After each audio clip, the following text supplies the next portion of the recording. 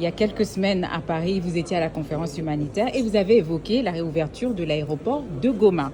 Ça a fait beaucoup de bruit sur Internet, sur les réseaux sociaux, en se demandant mais comment est-ce que le Rwanda demande à ce que l'AFC M23 soit impliqué, un groupe que la RDC juge de terroriste. Est-ce que vous pouvez revenir un petit peu là-dessus et nous éclaircir? Il faut comprendre une chose.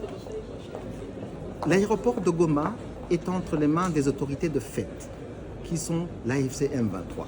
Donc croire qu'on va ouvrir un aéroport artificiellement sans impliquer les autorités qui détiennent physiquement cet aéroport, c'est quand même un non-sens. Et puis deuxièmement, avant de parler de la situation humanitaire, ou bien de l'accès humanitaire, il faut aussi parler de la situation sécuritaire. À l'heure où on parle, comme je l'ai déjà dit, il y a des bombardements quotidiens avec des avions de chasse et des drones d'attaque contre les positions des autorités de fait dont on demande la réouverture de l'aéroport. Mais la communauté internationale doit d'abord, bien sûr, parler, s'assurer qu'il y ait le respect absolu du cessez-le-feu et surtout l'arrêt de ces bombardements aériens, ce qui va faciliter, bien sûr, l'ouverture de corridors humanitaires. Un autre point qui fâche et qui a été évoqué aussi à Doha lors de la signature de l'accord cadre de paix, c'est la question du retour des FDLR qui sont en RDC et qui doivent retourner au Rwanda. Un point difficile, les Congolais, certains disent que vous l'utilisez comme prétexte pour pouvoir agresser la RDC. Qu'est-ce que vous répondez à ça? Mais on a signé un accord. On a signé l'accord de paix de Washington le 27 juin. Que dit cet accord? Il y a un aspect sécuritaire. L'aspect sécuritaire dit deux choses.